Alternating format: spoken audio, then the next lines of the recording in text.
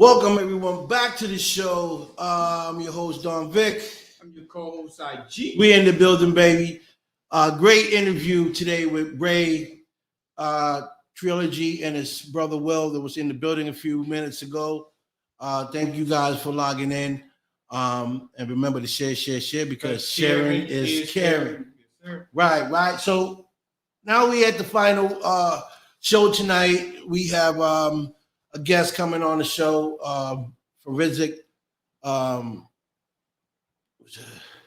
psychology, and he does other great things. So we'll be talking to him, Robert, and we're bringing him on the show. He's actually online right now. We're going to talk to him and find out exactly what he's got going on and what he's doing at this present day. So please welcome Robert to the show. Robert. Good evening, everyone. How's it going? We're good. How you been? Wonderful. Getting ready for Christmas, but every day in my life is Christmas, so everything's cool, you know? Every day is Christmas. Yes, but I appreciate you folks allowing me to be on your podcast. Thank you so very, very much. I appreciate this so very much. You're welcome. You're welcome. We thank you for your time. Right. So, do you want me to tell you about myself? Yeah, tell us a little bit about yourself. Okay. Anyhow, I was born in Peoria, Illinois. I am a psychic medium, along that I also have a master's degree in forensic psychology and clinical social work from the University of Florida. And I was a criminal profiler for the state of Florida for 30 plus years. And my first paranormal experience is when I was 4, and I just turned 67 last week. Oh, and the paranormal field is very, very important to me. Like I said, I was a criminal profiler for the state of Florida. My first job was in Orlando, and then I was transferred to South Beach, Florida. And that was in the 80s, so everything was Miami Vice. If you're old enough to remember Miami Vice. yes.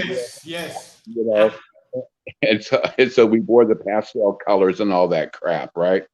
But anyhow, during that time, that we were not policemen. We were not policemen whatsoever. None. We were not. And but my experience there for 30 plus years really changed my life. I saw the best of humanity and the worst of humanity. In 1980, myself and 4 other psychologists interviewed Ted Bundy while he was on death row, and how that came about was that that I had asked the director of the psychology department at the school, University of Florida, about it to see what they would say, and they said go for it.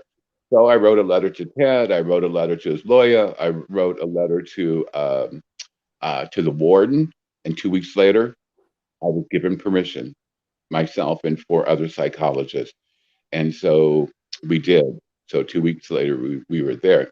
But let me tell you something else about myself, which is very important. I am Italian and Spanish. My spirituality is based on my Roman Catholicism. Okay. I don't try to convert anyone to anything because to me personally, I don't care what people believe in. It doesn't matter to me, right? But for me personally, my Roman Catholicism is very important to me. Also, at one point, I was a Benedictine brother. I was a Catholic Benedictine brother in a monastery of all places for 5 years until I woke up. And then I understood that God didn't have me through there, and so that's okay. And but anyhow, I do a lot of things within the paranormal field. I mentor 15 children in what I will call the children of the paranormal. Also, I volunteer at a hospice in Peoria, and this hospice deals with children, of course, in their homes, and I'm with them in the last hours of their earthly life. And so I help them cross over. And I just don't help them, I help their parents also with many, many things. Okay.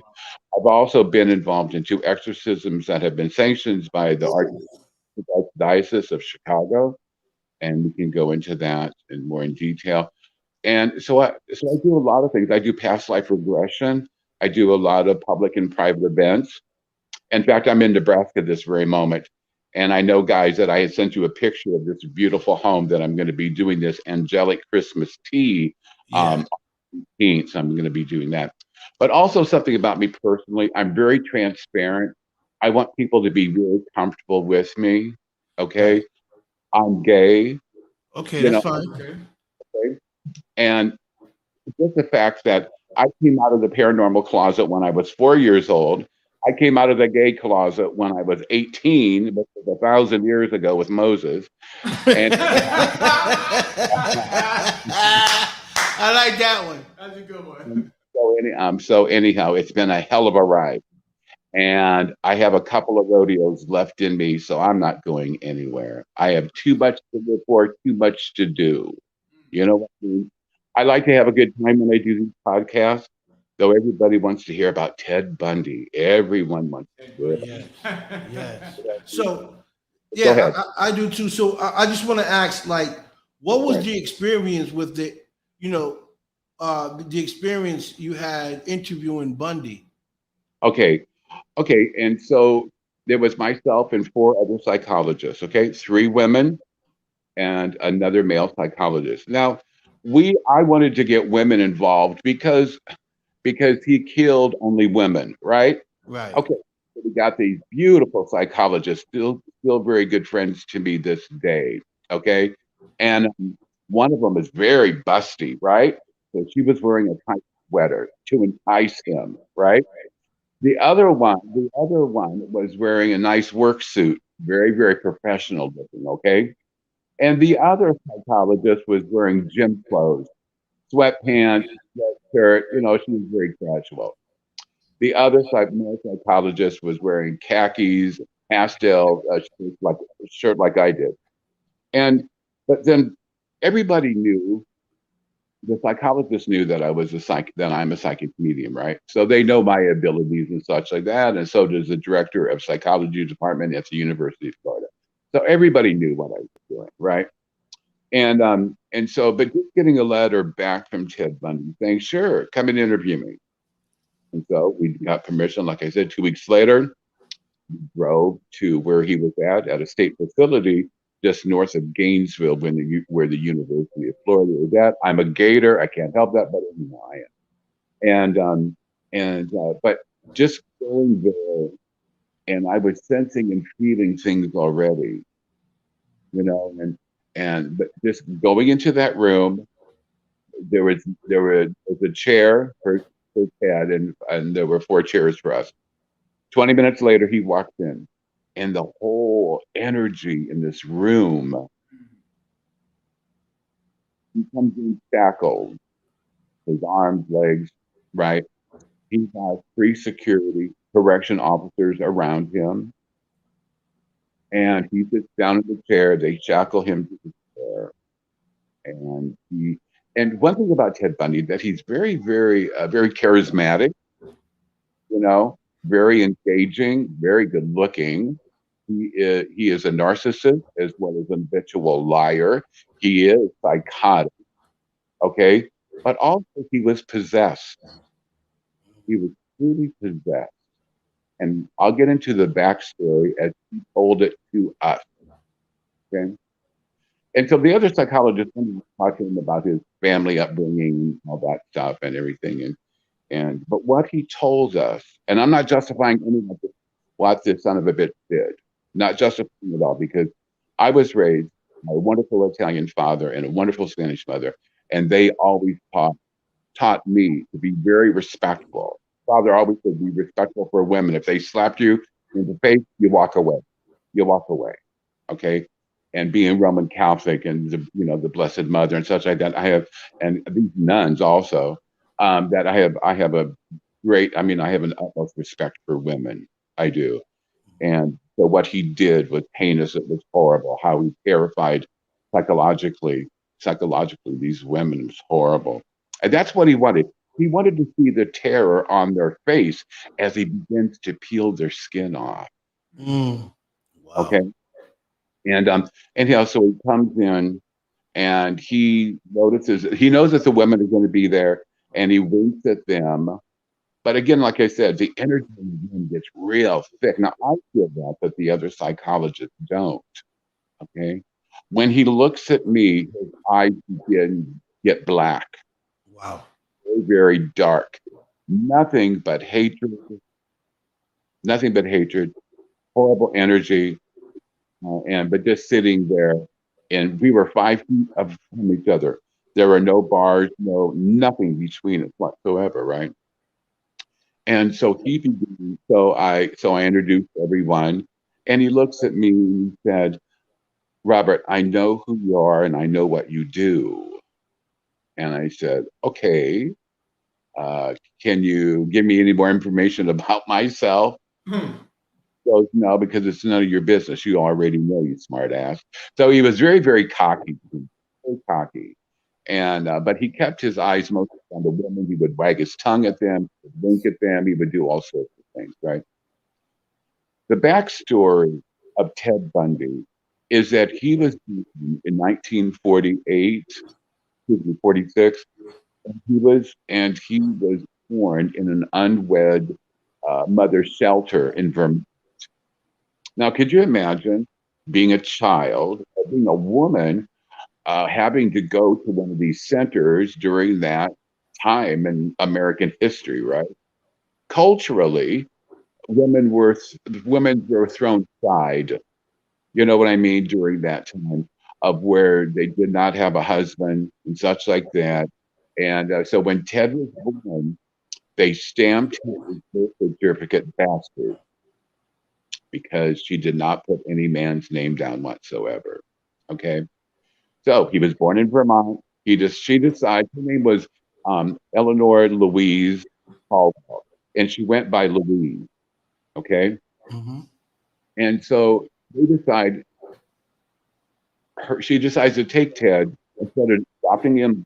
She takes him to Philadelphia, and they go back to her parents' home. This is just bizarre because his parents end up, her parents end up adopting him, which makes no sense at all. Doesn't make any sense. And anyhow, and so he was adopted by his grandparents, but he began to act out. When he was in school, he would openly masturbate. He would do all sorts of wild, weird things. He would begin to steal in stores. And again, he was so narcissistic, even at that age, that he thought he could get away with a lot of things, right? A lot Mm-hmm. of, you know. And so after about 8 years or so, Louise decides that they should go to the Seattle area. So she packs him up, takes him to Seattle. She doesn't know what's sold there. She's thinking that it's going to be a good start for him. I mean, like a new start and everything. So they get enrolled in school and such like that. And he's really good in school because his IQ range is 136, Wow. which is, in the very gifted range. Okay. And he knew that and he manipulated that also. And so, anyhow, I was asking these questions of how he got into the dark side and all that stuff. Now, on one documentary, it is stated that he did get into the dark side, but I wanted to know more about that. That's what interests me. Okay. Right. And so I was talking, and he then continued with his story about the Pacific Northwest, and he was just out. And again, you have to take what he says with a grain of salt too. You know what I mean? You do. And, but what I'm picking up and seeing from him, and I look at him like I said, his eyes are very, very dark. He begins to sweat a lot when I'm talking to him, but he's not sweating when he's talking to the other psychologists and such, right? And then he tells me that when he was about 2 years later, his cousins come out and they're talking, they come out to visit in Seattle area and stuff. Well, they tell little Teddy, and he hates when I call him Teddy. He goes, no, no, no. Faggot, you don't call me Teddy. The women's gonna call me Teddy, but you can't. So what the hell? And but anyhow, and so then his cousins tell him that his father could be his grandfather. Wow. Wow. Also, that they said, "Do you know what other relative your mother is to you?" Yes, Louise is your mother, but she is also your sister. What? What? Louise is Ted Bundy's sister. So his father raped his sister and she had Bundy. I don't know. I don't know the backstory about who his father is. He won't even talk about. He never talked about it, and she never did either. Okay, Wow. the name Bundy came from his stepfather. Louise got married, and that's how Ted got his last name Bundy. Mhm. Okay, okay, okay. So now think about this. You're 10, 11 years old. You think your mother is your mother, yes, but you don't. But nobody's ever told. She's never said to you, "Oh, by the way, I'm also your sister." You know what I mean? And everything, all these lies just started just to build up and build up and build up in him, and he began to have this heinous hatred towards women because of Louise, because of his sister, who is his mother, was never honest with him. So I'm not judging what he did to these women. Because there's a lot of adopted folks, because I'm adopted myself and I'm not a serial killer. Not at all. You know what I mean? And but he dabbled in, and this is the part that was most interesting to me, that he dabbled into with the Ouija board. Now, Mm. I have nothing to do with them. I have a lot of friends that are practitioners of the Ouija board. I don't mess with them. Yeah, I know. No, and and life is hell at that. Why open another portal? You know what That's I right. mean? You know. And so anyhow, he got into that and began to talk about that and talk about how he began to go out and get little squirrels, rabbits, whatever, and he began to skin them. And he began to put them on the Ouija board, beckoning demons to come into his life. He wanted to experiment, right?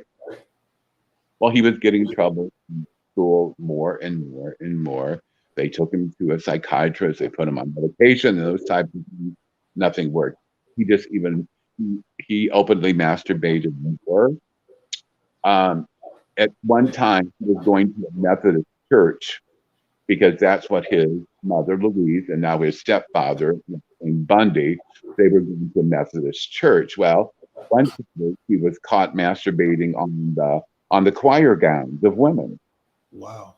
you know, and they took him back to a psychiatrist. I mean, everything. He went through counseling and stuff like that, and nothing helped at all. But his hatred towards women just got deeper and deeper and deeper. And also playing with the Ouija board, he would get drunk, he would get high, and all sorts of things. He even scared his high school friends so badly that they stopped being with him. They were Wow. they were scared of him. And I asked him, I said, I called him Bundy, Ted, and whatever. And I said, Bundy, I said, who was your mentor? Who was your mentor? Who taught you how so skillfully to dissect and dismember these women? Who taught you how to do that? And he looked at me and smiled and he said, a person that you know, Robert. And so he gave me the name Ed Gein. Do you know Ed Gein? Ed No. Gein? Ed Gein. If you look it up on Google Ed Gein's name, you will see that the Chainsaw Massacre was really his life story. Okay, Wow. and so Ed Gein lived way before Ted did, and so he would read books about how he would skin people and use their skin as lampshades and all sorts of things, right? And Right. so he learned how to skin people, these Wow. poor innocent women and such. And And so that that didn't surprise me that he had such a great love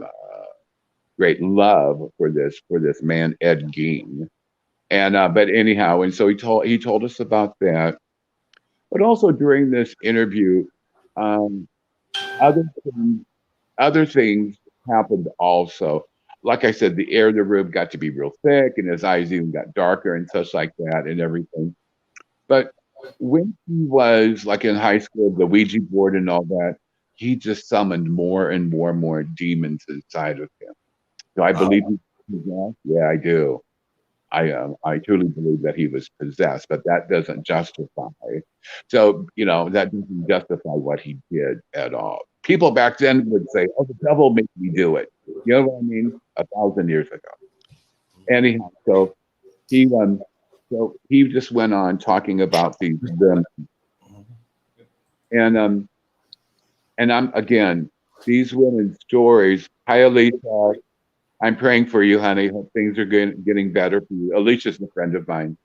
Okay. And, but anyhow, I have a connection with one of the women that he murdered in Mm. the Northwest. Okay.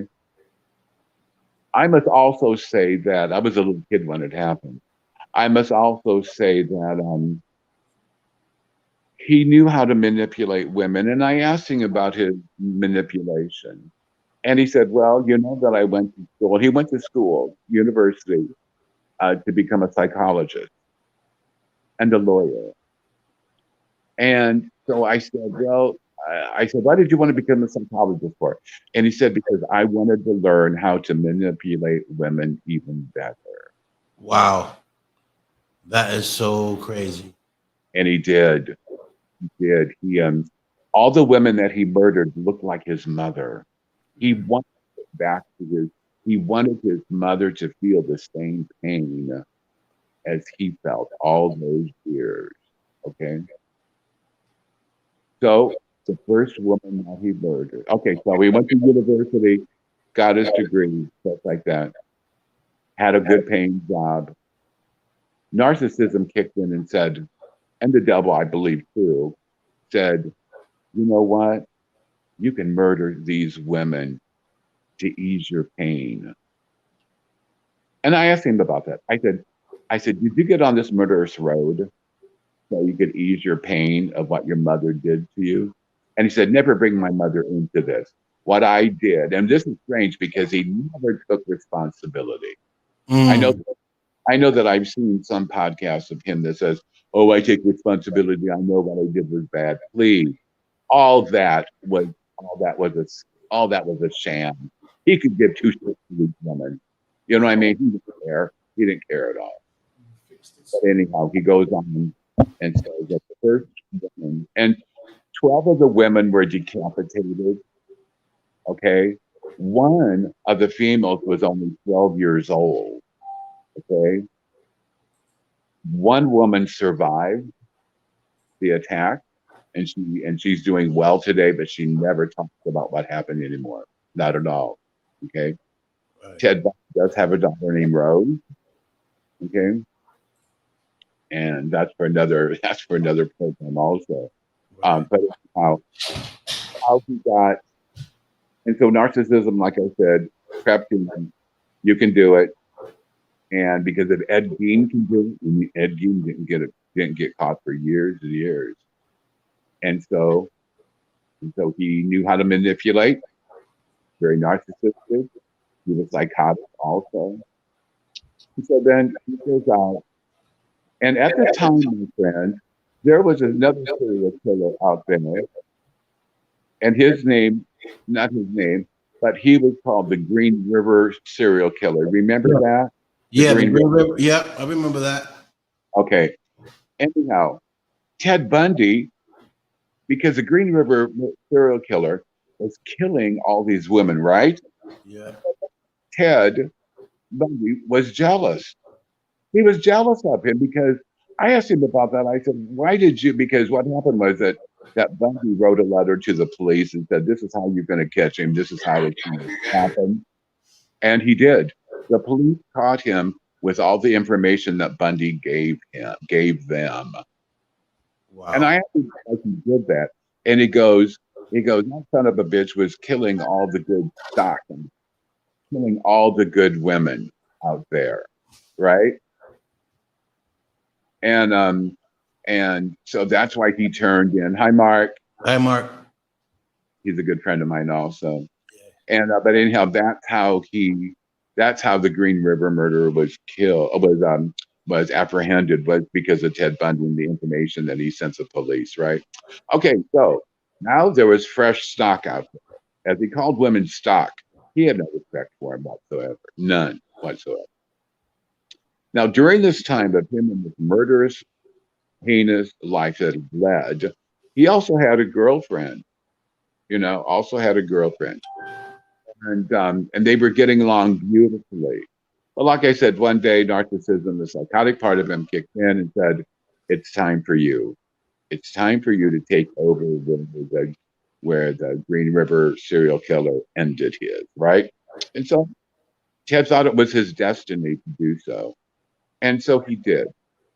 And how he did it was that he put a cap on his arm, and inside the cap, there was a knife, a big butcher knife, right?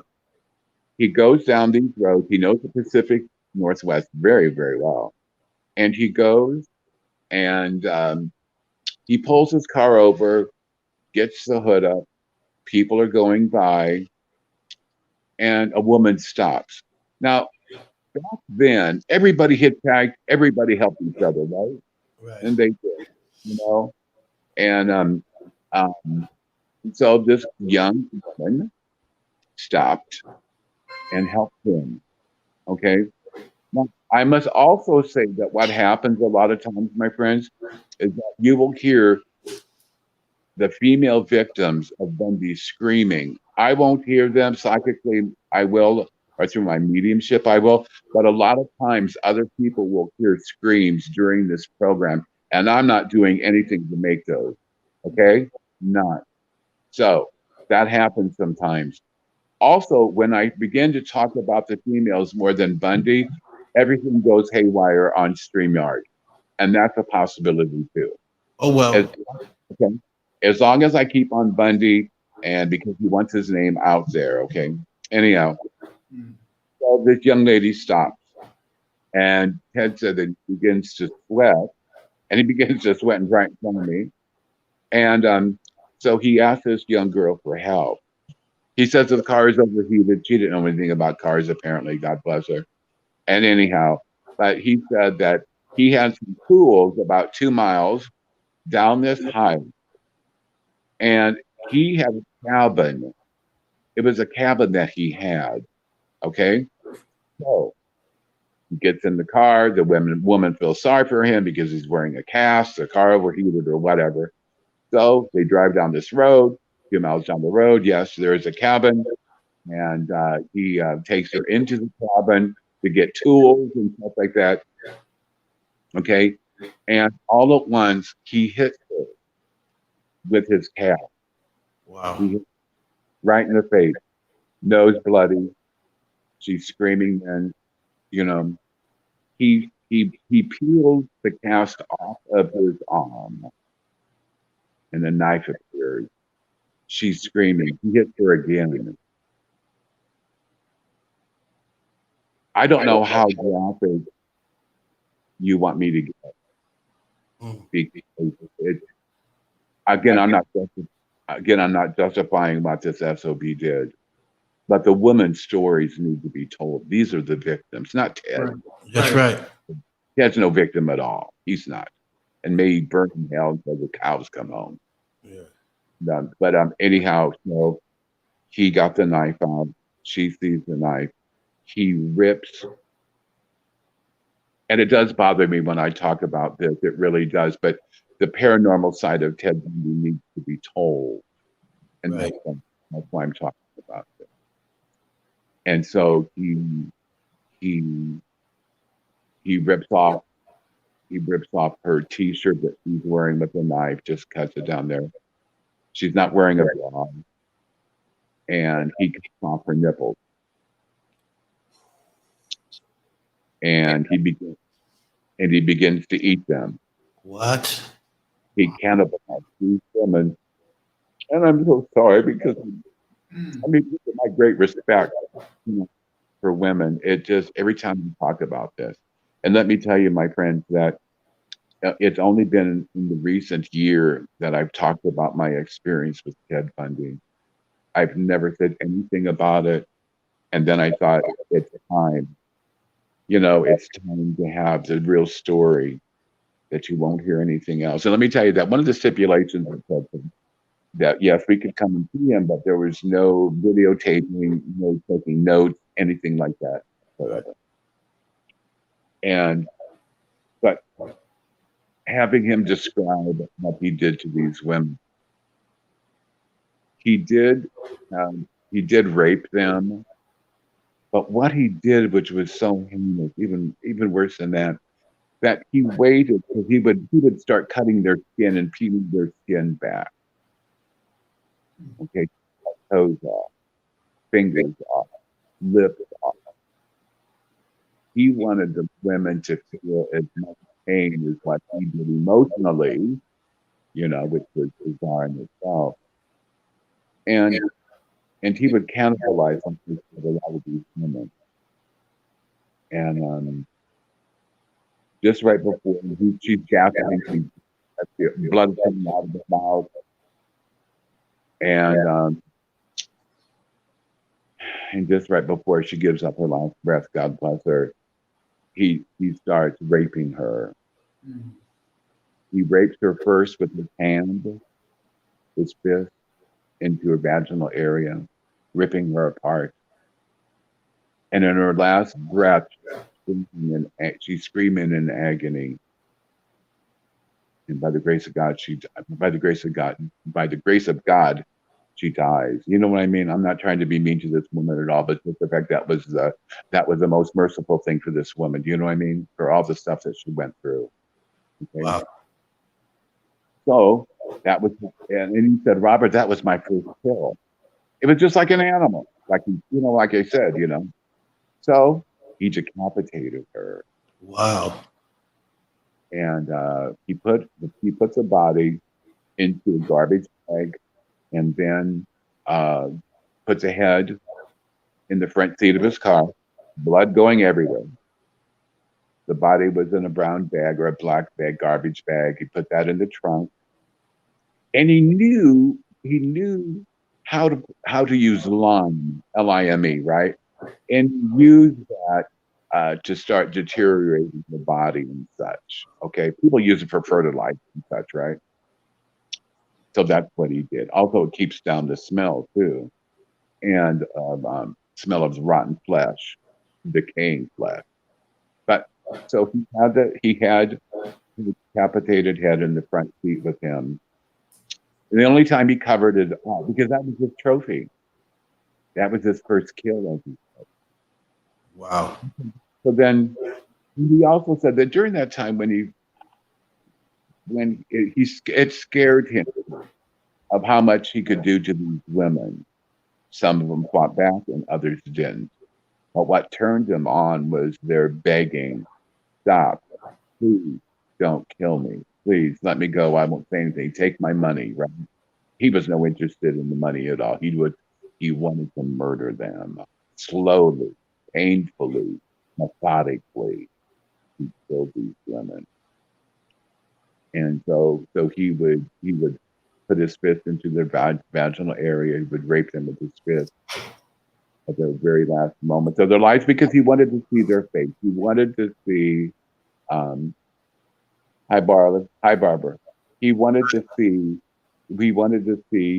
their face and their expression. So he drove. He drove 400 miles with this poor woman's head in the front seat. And he went to fast food restaurants. He would go. He told me that he would put a towel or a sheet, not a sheet, but a blanket over their head while he went into the store, got gas, or went to eat and stuff like that. Wow. Then he would come back, and then he would just take the sheet or the blanket off, drive around with his head, you know, Wow. of a woman, you know.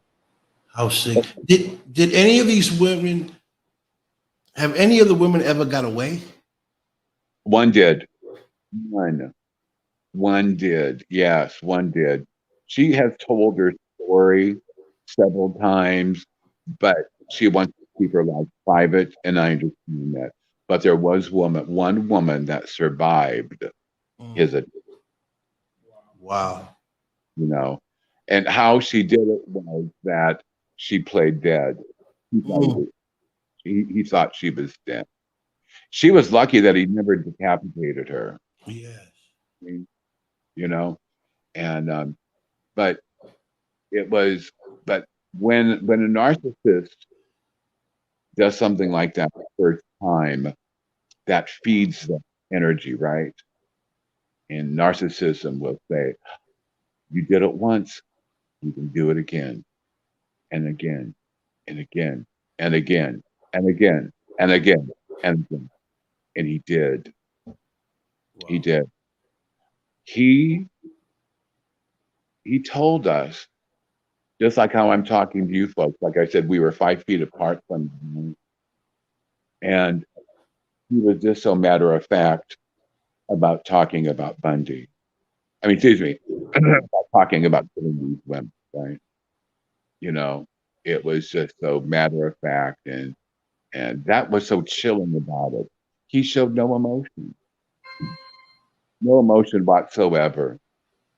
Okay, he he one time did a documentary of, like I said, that he apologized and he knew what he did was wrong. Oh please, he said that, but if you listen to his eyes, he didn't give two shits. Right. He didn't. Anyhow, I don't want to go into any more gory detailing because I mean I could talk about the other women, but there was one young woman when I was in grade school. This young girl graduated from high school, right? And we lived on a country road outside of the city of Peoria by the airport, right? And I was a little kid, and well, I was like in eighth grade, ninth grade, and stuff like that. And but anyhow, there was a girl that had just graduated from high school, and back then, my friends, everybody hitchhiked. Everybody Right. hit. They all went to California. The free love, the hippie movement, San Francisco, Haight Ashbury, and stuff like that, right? And so anyhow, she decided to hike to the Pacific Northwest, and unfortunately, she ran into Ted Bundy. How he murdered her and did things to her, I and just I knew her not well. I was a little kid, right? But my parents knew her parents very, very well. But was missing for a long, long time. And how they found out of where she was at, because right before they put Ted to death, um, he began to sing like a canary because he wanted to get out of the prison, right? He wanted fresh air. He wanted to sleep. So he told the authorities that I'll take you to the places where these women are buried. So they believed it, you know. So they did that. They took him all over the country, and yes, he did take them to places where these women were located. I think 10 of them were together. He killed, he murdered, dismembered, skinned, decapitated, as he told us, about 150 women. Oh my goodness. Wow. Wow. That's a lot of bodies. Yes. That's And unbelievable. so this young girl that I'm talking about, my friends, that that he again, she was hitchhiking. Back then, nobody, like I said, my friends, that nobody thought about hitchhiking. You know what I mean? People did it all the time. It was a thing to do. Go to Right. California, Ashbury, go to the Monterey Film Festival, music festival, stuff like that, right?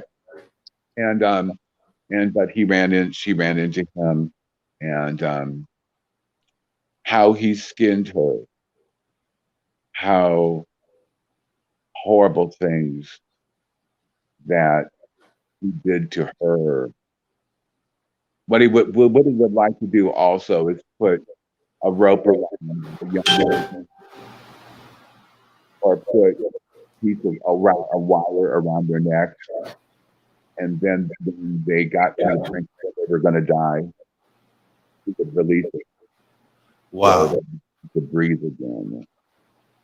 Then he would get a knife and split down the stomach.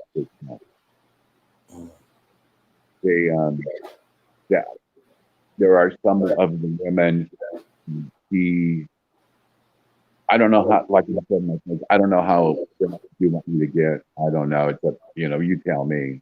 I mean, hey, this is Don Big Show. You said Oh, it, you said the story how you want to say it. okay. You're coming in and out a little bit. I don't know if you're too far from the mic or Is this better? yeah, A or lot of maybe times, the way you're holding the device. Yeah, the speaker, maybe by the speaker. Yeah, it's probably just that. how's that? Is that That's better? fine. Now we can hear you. Yep. Okay. Awesome. Okay. Like I said, that when I talk about the women more than I do about him, the phone acts up, right? Right. Okay. But what he did to this young girl that I knew on the show was that he surgically worked her vaginal area if she was alive. He tied her, no anesthesia, hit her again, and he began to. It was almost like she was doing a hysterectomy. He removed her labia. Mm.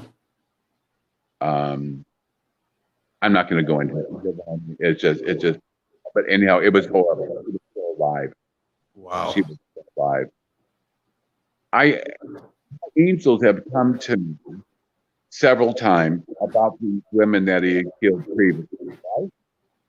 And what I asked them was, did you ever want to help the women that were murdered by him? Okay. And three of the women in a dream came to me and said they couldn't do anything at that time to help. They called it sisterhood, right? There was nothing that we could do to help our sisters, but we were there to take them. And so all the women that were murdered previously, a lot of them would come and take the next victim. Okay. Wow. And, but the way he respected these women, he would pee on them, he would mouth. He'd like to have rectal sex with them when they were dead. Wow. It was common for them, as he told us, to put the knife into their rectum and begin to turn and turn and turn and turn. That's that's a horrible way to die, and my prayers to their family and stuff. But let's talk about the exorcism. Okay. Well, okay. And so anyhow, we were there for 90 minutes and such. I did write to him, those people, because I wanted to be there before they executed him. And so I was there and executed him. Okay. That's for another story too. Okay, the exorcism. The exorcism, okay, because I'm a psychic medium, dead people talk to me all the time. I see dead people, they come to me psychically. I feel a lot of things. Okay, so it was 6 years ago now that this young man named Kevin called me. I am from Peoria, Illinois. Kevin lived in about 4 hours south and west of me. I can name the town because he no longer lives there. It's a little bitty town. So he calls me about 3:30, 4 o'clock in the morning, and that's not a good time to get a call from anyone. But anyhow, he said, I don't know who you are, but I need your help. And thank you, Barbara, but it's not about me. It's not, but this story needs to be told Ted Bundy. I'm not glorifying what he did at all, but this story needs to be told within the paranormal realm of what happened to him and why he got into. But anyhow, so Kevin was experiencing some things and such, and and so I do a lot of podcasts, right? And so anyhow, he was down in St. Louis. I'm a fan myself. I don't like to talk to him at all. No offense, guys, but anyhow, uh, but anyhow, um, and so these folks were talking about me behind him, and so Kevin turned around and asked them for my information. I always put my telephone number out. Okay, and they did. And so Kevin called me, like I said, and he began to cry. And I said, "What's wrong?" And I was psychically picking things up. The left side of me, it really tells me that a lot of evil going on and such like that, right? Well, again, Kevin had got into the Ouija board, drinking and drugging and stuff like that, right? And he was conjuring all these demons up and such like that, right? And that's what happened. But let me tell you that when the evil one came to Kevin and said to me, "Robert, I can be in your bedroom." I didn't know what room I was in. "I can be in your bedroom within the next heartbeat, and I will show you my power." So, being a Roman Catholic, I said the prayer to Michael the Archangel, right? And to the Blessed Mother. I said those prayers. And the evil one began to cackle this horrible laugh, right? And just a real guttural voice. My bedroom looks like a cathedral. There's candles everywhere, right? And so he said, "I'll show you my power." He goes, "Look at your candles." I didn't tell Kevin there was any candles lit, right? Not at all. And each candle begins to blow out, one after another, after another, after another, after. So I said the prayer to St. Michael again. The left side of me was tingling terribly. I knew that I was dealing with the evil one. I'm not going to tell you the demon because that's a calling card, and I'm sure that you don't want the demon to come and visit you, and I don't want that either. And so, No. yeah. Yeah. So we still getting that in and out. We hear you, and then How's you're that? like fading out. I don't know if it's the mic, how you holding it, or I'm not sure. But Is this better? yeah, I can hear you. We can hear you better. Okay, it is because of what I'm talking about. It is. Okay. Well, now It is. now we hear you clearly. Okay, I'm sorry about that. That's fine. But anyhow, so Kevin tells me what's going on, and I tell him, and all at once he goes. Anyhow, the evil one came through him and said, "I'll tell you things about you that nobody else knows but you." Wow. Kevin doesn't know me. I never say that I'm a god, and I am. You know what I mean? Yeah. I talk about it now within the last year or so, but not in the time that I was doing podcasts. So the evil one told me that I was adopted. He also told me other things that nobody else would know but me. Wow. Tell you, when the evil one tells you things that you have done, just not 10 years, 15 years ago, but 2 days ago, Wow. okay, then you know that you're dealing with something evil. Right. Very evil. And so Kevin wanted me to come here to the town then. I said, "Kevin, now it's 5 o'clock in the morning." I said, "I can't," but I said, "I will come with the Catholic Monsignor priest." The hours later, and I did. This story goes on. It could go on for 2 or 3 hours because the Catholic Church makes sure that the person is not psychiatric, right? One of the benchmarks of possession that the church goes by is when the person who doesn't know you will tell you things about you, right? Okay. And the Monsignor and I went there the next day. It took like 5 hours to get there. It's not easy to get to where he lived. And anyhow, he experienced the same thing and such like that. Um, and but anyhow, after being all this information, it was videotaped when the Monsignor and I, Kevin knew it was videotaped. He had to sign papers and stuff like that.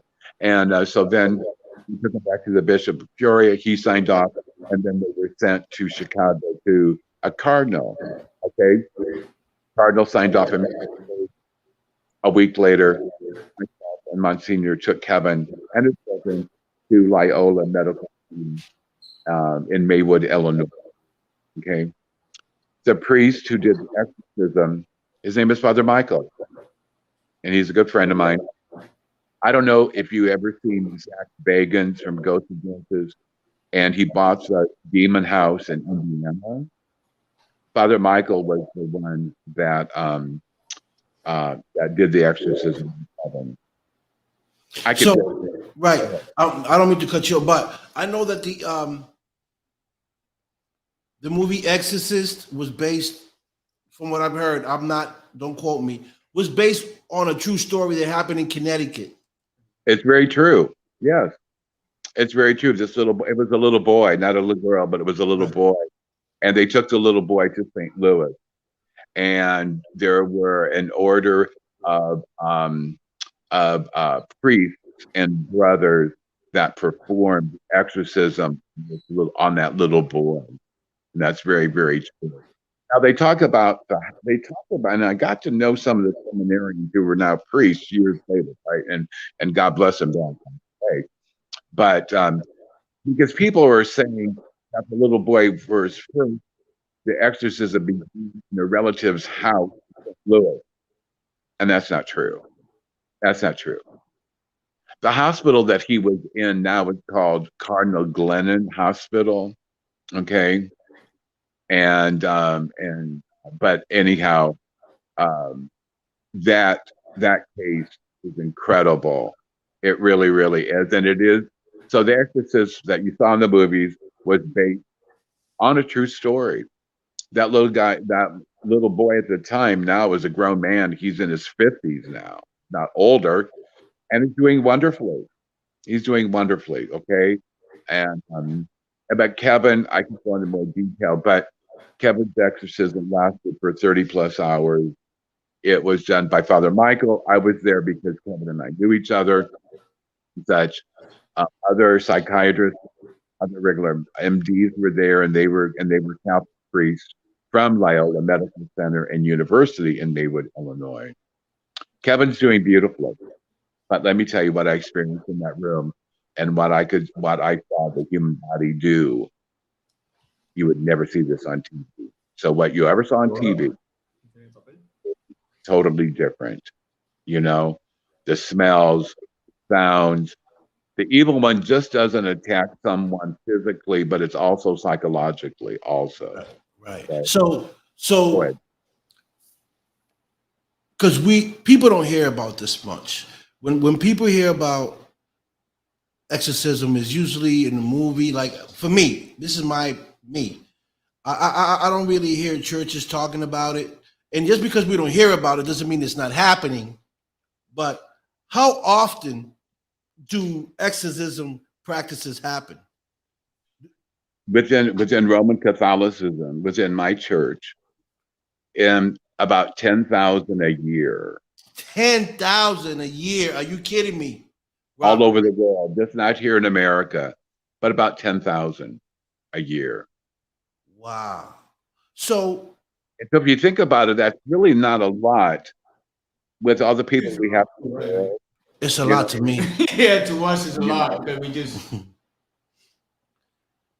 And that's very true, Mark. It is a lot of TV theatrics, and correct, and it was. You know, when you see all these exorcist shows on TV and on the movie, God, they don't even come close. They don't come close to what I experienced. Let me tell you that right afterwards, I was there at the medical center along with Kevin 2 weeks later because I needed to decompress with what I experienced myself. Wow. And Go ahead. so the fact that we don't hear about it, it's it, is it kept behind doors when exorcisms happen? Like I don't see people really talking about it on the news. Like it's not Right. broadcast. No, it's not broadcast because Why don't they let the public know that this is happening? confidentiality is number one. Okay. If one of your loved ones, if one of your loved ones went under an exorcism, would you want the world to know that? Me? Yeah, I would because I would want the people to know that this is real. Like this is really happening. Uh, Right. so I would. I don't know about anybody else, but I would. Right. And and so I can appreciate that because people need to know that evil does live. And if you look at Right. the word evil, and if you rewrite evil, what does it say? Live. Live and evil are the same words. Live, evil, right? It Right. does. It does. Okay. And so, but because through confidentiality and stuff like that. Oh, and please, I get so upset with my Protestant brothers and sisters that think they can do these damn deliverances. Oh my God. They have no idea of what trouble they cause. Really. A lot of these poor people that these Protestant brothers and sisters have these so-called exorcisms on, these people are really psychiatrically ill. Kevin, like all people who are who go through an exorcism within the Catholic Church, they go through a battery of psychological testing. It is lengthy. We knew that Kevin was an alcoholic and drug addict. We knew that. And through the psychological testing, and that came out. And so we knew that. But Kevin was cleared of any schizophrenia, any psychotic behavior, and such like that, right? So, Right. So so you there are, okay, go ahead. like I said, 10,000 exorcisms in this in this world done by Catholic priests. Yes, there's a lot. There's probably millions of exorcisms done all over the world by our Protestant brothers and sisters that have no idea what they're doing, which is sad because it makes it a lot worse. They really, really. So Yeah, from right from your experience, um, what what do you think causes these possession. possessions on these?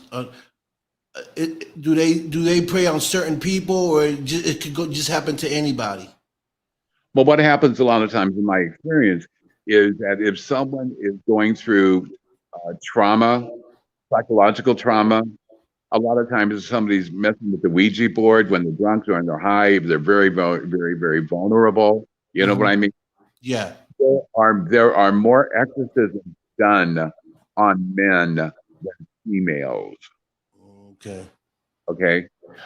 With the men, they think because of their testosterone, they think they're big and all that, right? Right. They think they can conquer the evil one, but before you know it, the evil one conquers them. Right. You know, and so anyhow, so the bottom line with Kevin is that he is doing wonderfully. He's married. Awesome. He goes to a good Bible church, but he knows. And Father Michael and I talked to him once, and Father Michael told him that any given time he can be reaped. So he has to be very, very careful. Okay. And repossess. Is it because there's still a window open on him that he can be repossessed? If he opens that window, Okay. if he goes And that- back, if he goes back to booze, drugs, the Ouija board, and God knows what. Okay, I see what you're saying. So, Okay. so, and it's very, very, it's very true. So one has to be careful. Now, but let me tell you what I saw and what I experienced inside that room defies the physiological things. It really does. Mm. It is beyond. It is beyond physical comprehension to me at times, going through that. Mhm. But I can see the human body contort and different areas change right in front of my eyes. When you Mhm. see the facial expression, the facial structure of someone change in front of your eyes, you know that it is supernatural. You know that it is. Did Right. things move in the room? Yes. Did it smell like stench? Yes. Yes. It doesn't. And the energy, horrible, horrible negativity. And the evil one would begin to attack me. He would begin to attack the other priests who were doctors, psychiatrists, and Right. and psychologists. And such. The evil one tried to stop the exorcism and have us, or have the evil one tried to change everything. So that he wanted to focus on, so we wouldn't focus on heaven. Mhm. Okay, so it's a waiting game.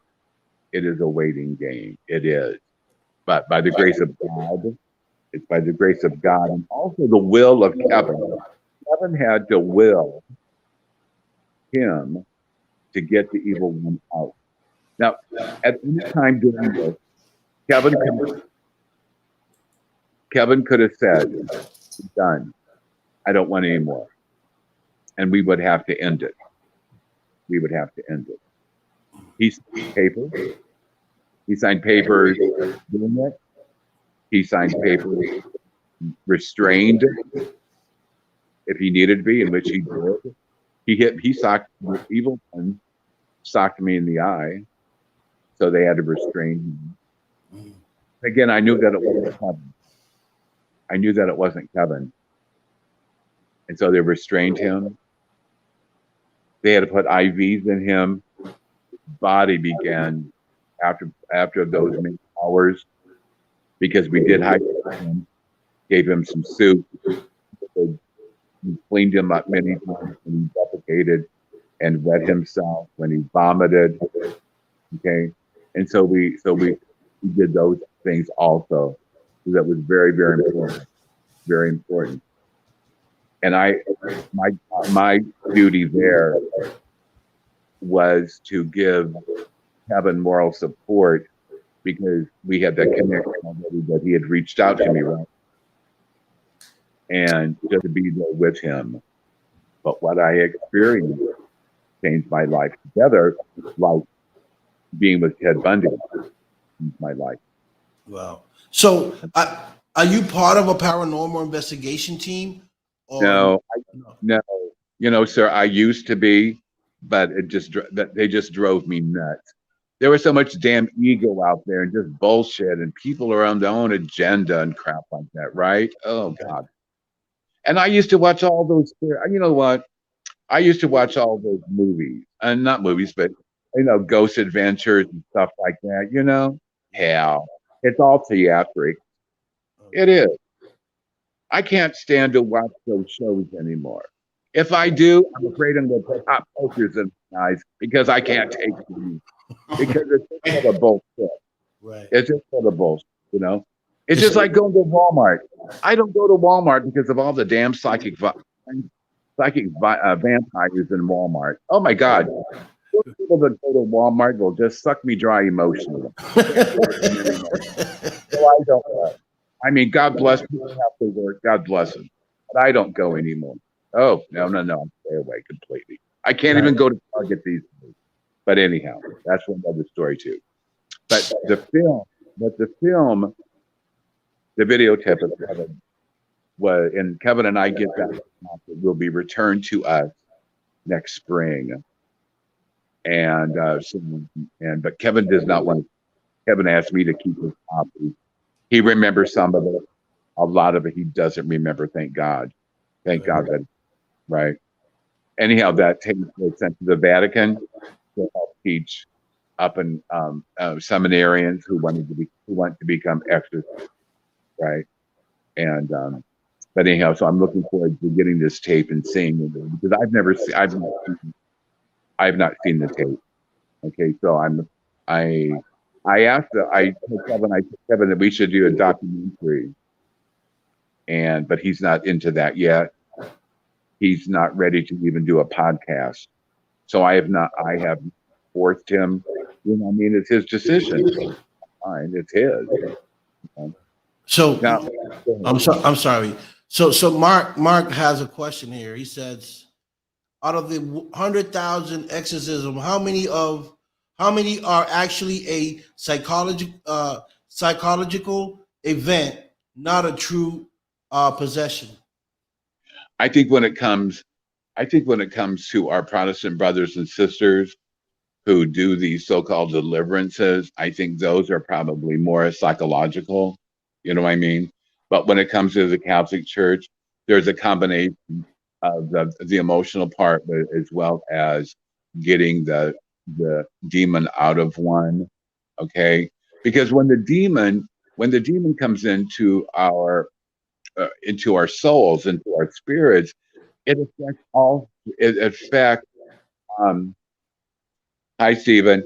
It affects all three major spheres of our lives, right? And so having the devil, the evil one, go into those, we have to attack we have to cleanse the emotional, psychological, spiritual, physical part. Okay. And each exorcism is different. They're not all the same. Not at all. You know, Kevin's doing beautifully. And can you read that for me? Because I cannot read it. Which one? That Mark just sent another one. He said, yes, the Catholic Church gathers evidence before performing the exorcism.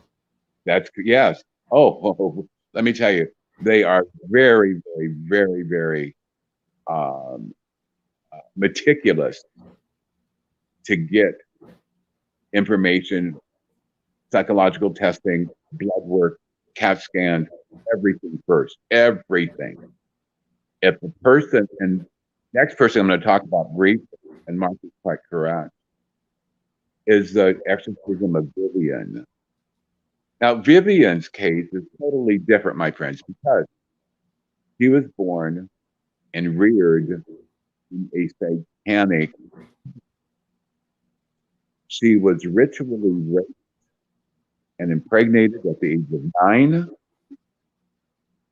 and she's 60 right now. Okay, so this is many years ago, right? And they had an abortionist come. In fact, it was a veterinarian who came to their home, who was part of the satanic cult. Not saying that all veterinarians are satanic worshippers. I'm not saying that, but this guy was, and he performed the abortion at 9 years old on Vivian, Wow. and then again at the age of 13, Vivian was impregnated again, and another abortionist came to their house and performed an abortion. What happened to Vivian? Like, women deal with stress differently than men. Right. And when a woman at a very young age is sexually abused, a lot of times what happens in layman's terms, that their personality will split, will fracture. It's not Vivian that's getting raped, it's Amy or Becky. Okay?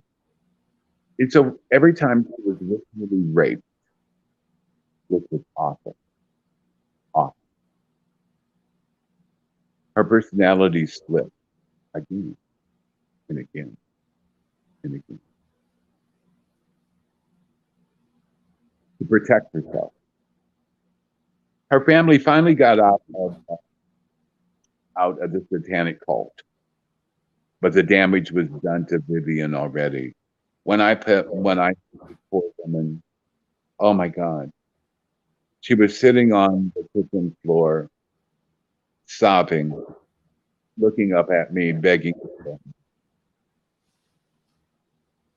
But at that same time, a different voice came out of her.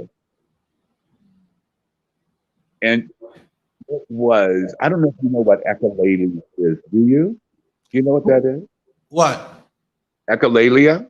Echolalia? Yes. No. Anyhow, Tibetan monks, when they chant, we have two sets of vocal cords. One is one we use, and the other one is dormant, right? Right. The Tibetan monks have learned to use both sets of vocal cords at the same time. Mm. So listen to Tibetan monks chant, and then you can know what I'm talking about. Well, Vivian, when I saw her, she began to talk and then simultaneously talk in a different language. Greek sometimes, Latin sometimes, old ancient languages. And just, being Catholic and being an Italian, so I know Latin and such, like I know some Greek going to school. And but we had to, with help from myself and three other psychiatrists and psychologists and such like that. Um, and and Mark is correct, talking about the chanting of the Tibetan monks. It is beautiful. But anyhow, with Vivian, is that we had to integrate all the different fractured melodies.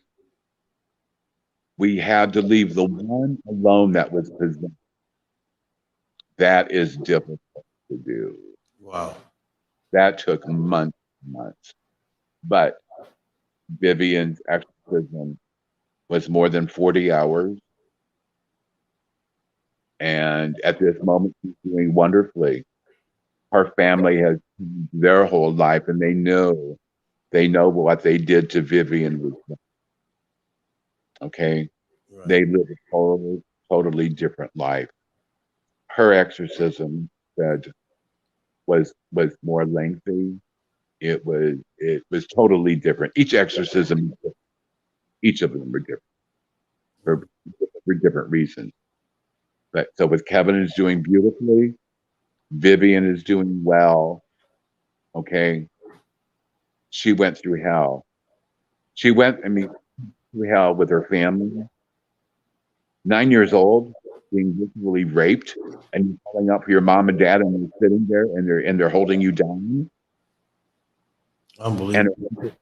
and her uncle was raping her, and nobody helped her. Wow. No, no one. That's so sad. Tell us about your experience with the working for the police. What was exactly Okay, your role in that? well, we worked at that time, criminal profilers. We were not police. We didn't carry a gun, nothing like that. Right. Okay. We worked under the state police, at that time. And we also worked under the attorney general of like Florida, also the state's attorney. And so we would get a call. I remember this one time getting a call during the middle of the night, and they took me to a dumpster, and you didn't know if you were looking at a rag doll or a baby, Wow. and how this baby was murdered and then set on fire. Oh my God. And so those types of things that I saw in my 30 plus year career and stuff like that, right? What we did, what we, my brothers and sisters who are watching this, you have to realize that when I first got into the field, that we knew of DNA, but there was no test for it. There wasn't. And so what we had to do, uh, it came out like in 81 and 82.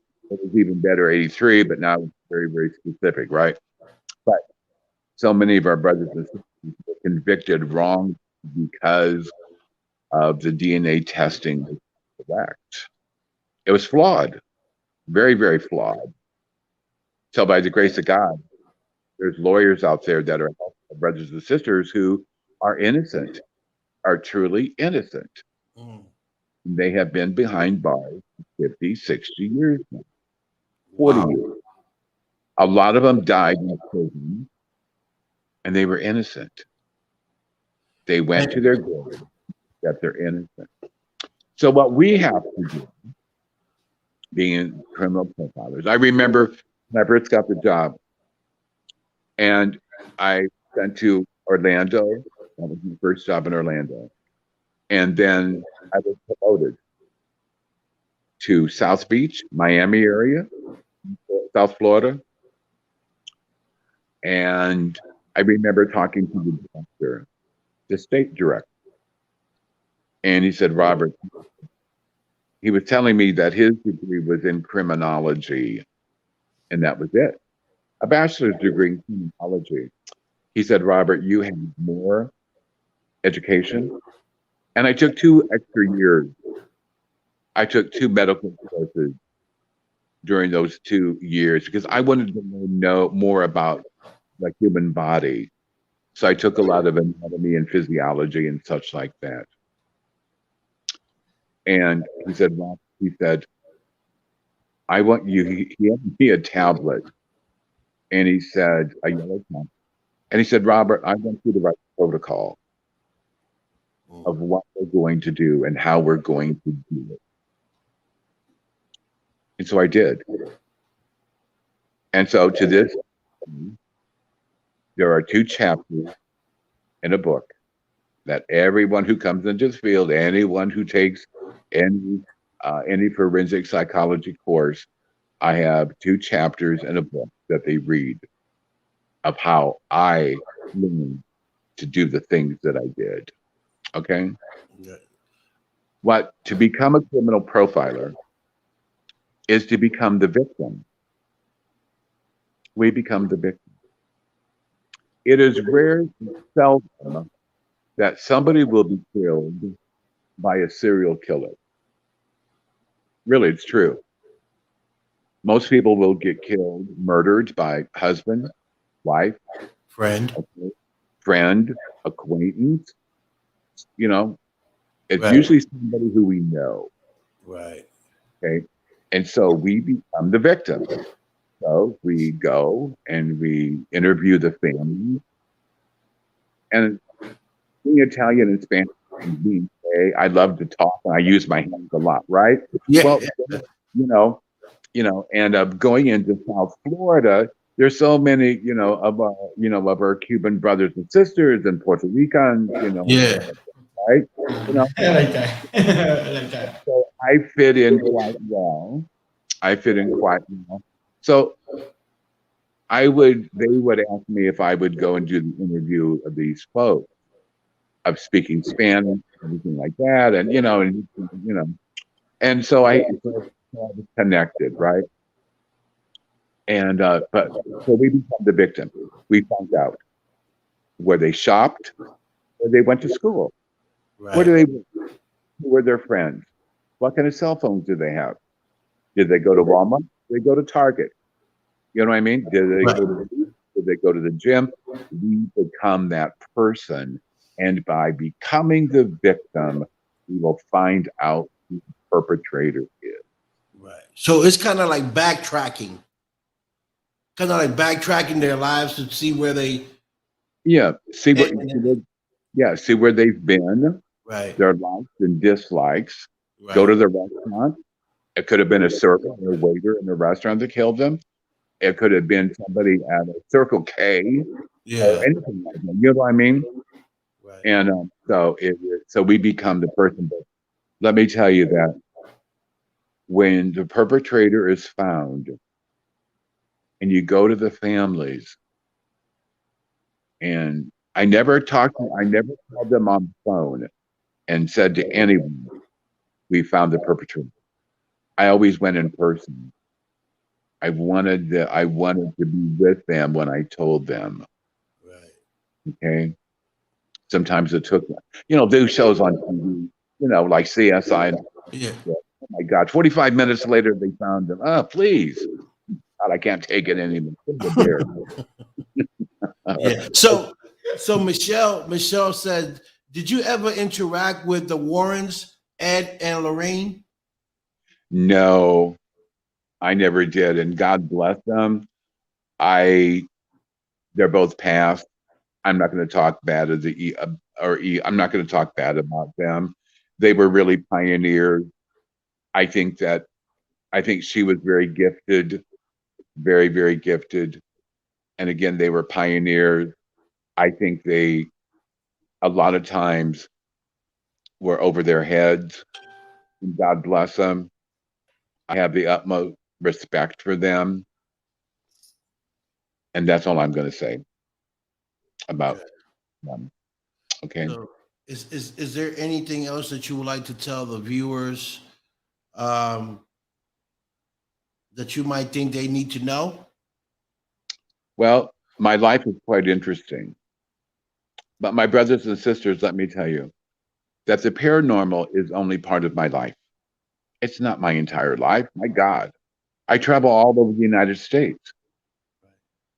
I volunteer in homeless shelters and soup kitchens. So the paranormal is not an obsession with me. It is part of my life. Yes, I was born as a psychic medium. Yes, I do mentor 15 children, which I will call the children of the paranormal. And that's for another podcast to talk about these wonderful gifted children. I Yes. am with, I am with children in the very last hours of their lives, and that's for another story also. Okay. And my friend Michelle, if you're listening, God bless, love you, honey. And um, there are so many things that I do. Somebody said I should write a book. Eh, please, I don't have time. I don't have time. In the first place, I can't sit down long enough to write something. Besides that, people might say that I have a handwriting of a serial killer. You know what I mean? My writing is horrible. My writing is horrible. Right. I can't type with a head anyhow. Modern technology drives me nuts. I can barely use this damn phone. Right.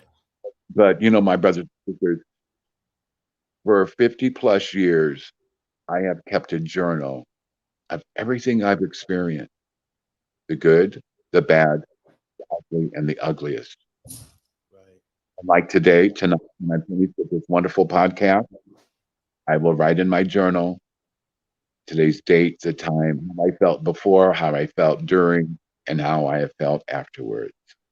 Okay. Um, So, you know, I I'm amazed of hearing the stories, and I know you got much more to tell. So I'm definitely going to bring you back, in a couple, maybe a month or two, and maybe we can talk about the other stories that you would like to uh, talk I about. would, dude, I would like to talk about the children of the paranormal and also these beautiful angels that I was so blessed to be with in their last hours of their lives. Okay. It it is somebody asked me one time, well, Robert, do you cry with the families? I said, yes, I do. My God, if I didn't cry with the families, I wouldn't be alive. You know what I mean? Right. And being Italian and Spanish and gay, I know I'm very emotional, but that's who I am. Right. You know, And that's okay. it is, but my friends, that being gay doesn't define who I am. My heart does. Being Italian and Spanish doesn't define who I am. My heart defines me who I am. That's right. You Amen. know, And I Amen. so think you're great. I think you're a great person. All around the whole table. I don't. That doesn't matter to me. What you decide to be, or who you want to be.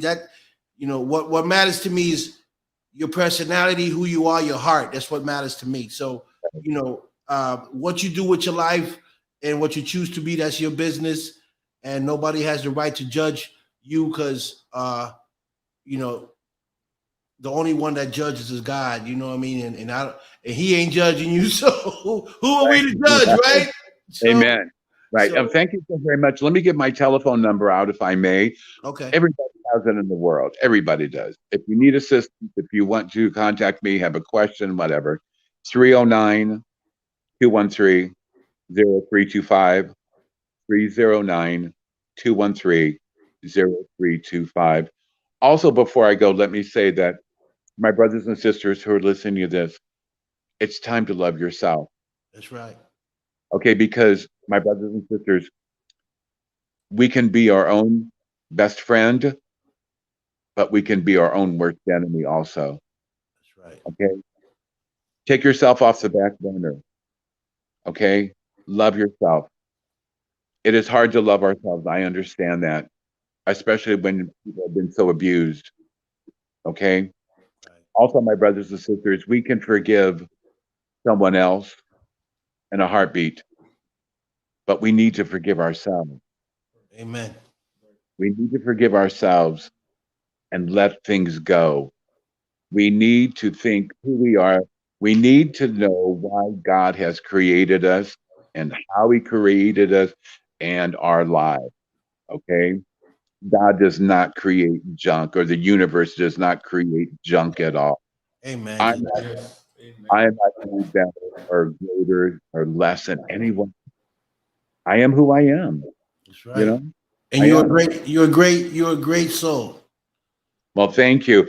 And I appreciate you guys. Let me know, and I'll be on anytime you want me to come on. Okay. Okay, we're definitely Yes. going to bring you on. Thank you. You Thank know, you. we're definitely going to bring you back on. I know you have a lot to talk about. You've been, you were in a place where, of darkness and, light and you can't talk about all that in just an hour. So No. we're definitely going to bring you back soon, and we're going to talk about those other experiences that you have, and because the world needs to listen to this, and hear what you've been through, and and how you got over it. Right.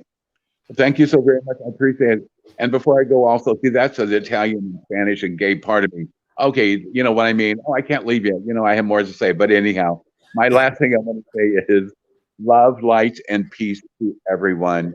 God bless all of you. And always remember that we need to love ourselves to can love someone else. Everyone have a wonderful, wonderful Christmas. I hope my Jewish friends have a wonderful Hanukkah. God bless all of you. And especially pray for our brothers and sisters in Southern Illinois and in Kentucky from the horrible, horrible tornado. Oh yeah. Yeah. It Yes, took yes. everything Our out. prayers go out to them, and the people out in Australia that are going through all that COVID thing. It, Oh, it's that's an another honor. story in itself, too. But Yeah, yeah. so, So, anyhow, yeah. thank you. I appreciate you guys so much. Thank you. And in a couple months, just let me know when you have availability. Availability. Can't Okay. talk. Anyhow, I will let you know immediately. Okay. So Okay. thank you guys. And now that I have a new podcast to listen to, I will listen to you guys often. Okay. Thank you so much, Appreciate Robert, it. and have a great night. Happy holidays if I don't see you, and mad hugs to my Oh, brother. thank you. God bless you guys. Okay, Bye. ciao. Bye. That was Robert. Amazing guy. Listen, these stories need to be heard. The story with Ted Bundy was that was like crazy. Ooh, man, I never even heard anybody like about not about him, but to hear an actual story of the how and he couldn't even hardly tell himself, like he said, even though he was there talking to him, the story about how he killed him, he was too emotional for it. Right, You can right. imagine like that's a And you have to see that these type of people do exist in this world. Evil is in this world. We living in a world where everything goes, and from exorcism to murders to people on the dark side, you know, um, and this is all real, people.